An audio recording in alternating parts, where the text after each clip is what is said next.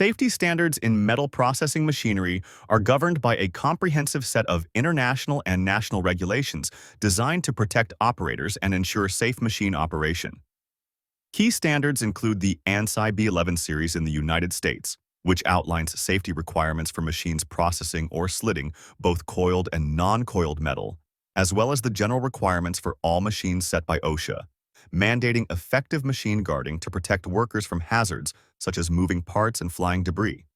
Internationally, the European Machinery Safety Directive, Directive 2006-42-EC, and ISO standards like ISO 12100 and ISO 13849-1 set out the principles for risk assessment, safe design, and the implementation of protective measures.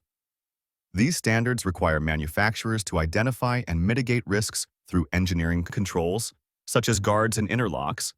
and to provide clear instructions and warnings for operators. Emergency stop systems, as